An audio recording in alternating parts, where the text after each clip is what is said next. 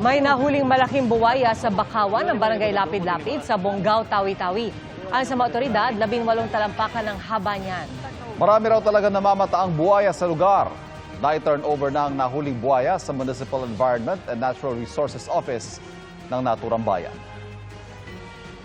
Aabot sa 1 milyon ang inaasahang dadalo sa National Rally for Peace ng Iglesia ni Cristo sa iba't ibang lugar sa bansa.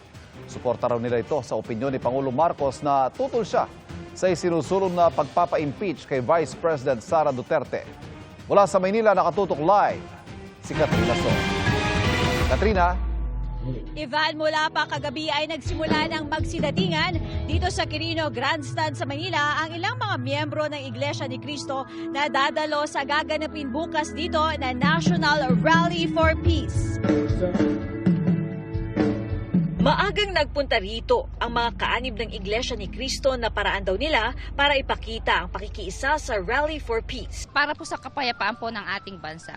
Apo. Kaya po kaming mga Iglesia ni Cristo ay nagkakaisa po na ganun, iisa po ang aming layunin. Tungkol po sa yung impeachment ni Sara na huwag nang matuloy kasi nga yung impeachment na yon, kumbaga mas maraming problema yung lipunan natin ngayon. Huwag muna yun ang pagtuunan ng pansin. Alas 4 ng hapon bukas, magsisimula ang programa at inaasahang matatapos alas 6 ng gabi. Gagawin ang peace rally sa 13 sites sa iba't ibang rehiyon at aabot sa 1 milyon ang inaasahang dadalo. Sa isang pahayag, sinabi ng INC na suportado nila ang opinyon ni Pangulong Bongbong Marcos na hindi na siya pabor sa isinusulong na impeachment laban kay Vice President Sara Duterte. Giit nila, kapayapaan at kapakanan ng bansa ang kanilang nais. Nang aming tanungin kung may hidwaan ba na kailangang lutasin kaya isasagawa itong peace rally, binanggit ng tagapagsalita ng INC na si Edwil Zabala ang bahagi ng kanilang pahayag. Aniya, marami raw bagay ang mas dapat pagtuunan at hindi raw ito makakamit kung may hidwaan.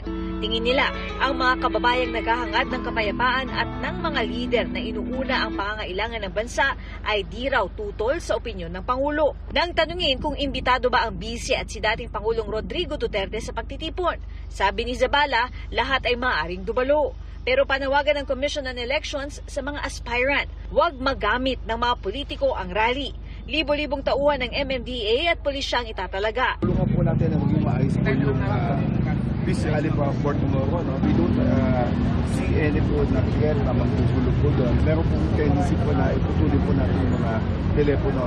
Ilang lokal na pamahalaan na ang nagdeklara ng class at work suspension dahil sa pagtitipon. Ivan, tuloy-tuloy naman ang ginagawang paghahanda ngayon dito sa Quirino Grandstand sa Maynila. Tuloy-tuloy din ang pagdating ng mga miyembro ng Iglesia ni Cristo na dadalo nga sa aktibidad bukas. As of 3 p.m. kanina, Ivan, yung haba ng pila ng mga nakaparadang sasakyan ay mula na dito sa may Quirino Grandstand hanggang sa may Anda Circle. At yan na muna ang latest mula dito sa Maynila. Balik sa iyo, Ivan. Maraming salamat sa iyo, Katrina So. Paalala po sa mga motorista at maging sa mga pasahero, lagi pong mag-ingat sa kalsada. Talamak pa rin ang masasamang loob na handang manalisi, gaya po sa nahuli cam na pagbukas ng kotse at paghablot sa ari-arian ng nakasakay.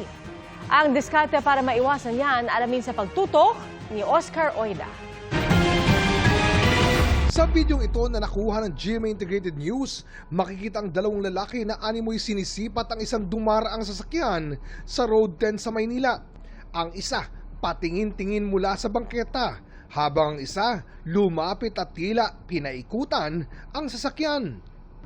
Saglit silang nawala, pero nang mapahinto ng matagal-tagal sa traffic ang sasakyan, nilapitan ito ng mga lalaki. Binuksan ang pinto at pinagtulungang hablutin ang bag ng pasahero. Sabay takbo. Agad nag-imbestiga ang Manila Police District at tukoy na nila ang mga suspect. Hinihintay lang natin itong biktima na mag-report sa ating kapulisan o makipag-ugnayan sa ating kapulisan para masampahan natin ng kaukulang reklamo itong mga taong ito. Sa isang krimen gaya nito, ayon sa pulisya, nakapanamantala ang mga salarin dahil sa tatlong elemento: target, opportunity at desire. Sa pagkakataong ito, nakita natin sa video na meron silang opportunity dahil bukas yung pintuan ng sasakyan. Palagi natin titignan yung safety natin.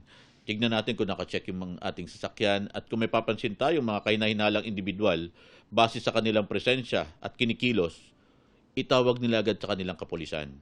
Paalala ng isang road safety expert, maging alisto lalo na sa mga lugar na alam na delikado.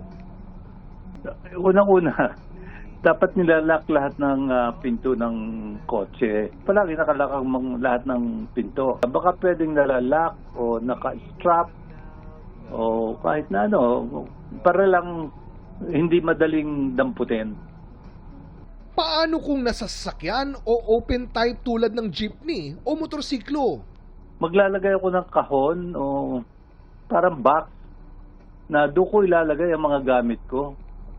Hindi yung open na nasa upuan lang. Kasi madaling damputin eh. Hindi... Makatutulong din daw kung may dashcam sa mga sasakyan. Para sa GMA Integrated News, Oscar Oida, nakatutok, 24 oras. Todo flex si My Ilonggo Girl star Jillian Ward sa kanyang sexy physique sa isang dance video. Sa IG story ni Jillian, nagpakitang gila siya habang sumasayaw wearing her all-black outfit at high heels. Mapapanood naman bukas ang pinakabagong kilig serye this year ng GMA Prime na My Ilonggo Girl na pagtatambalan ni Jillian at Michael Sager.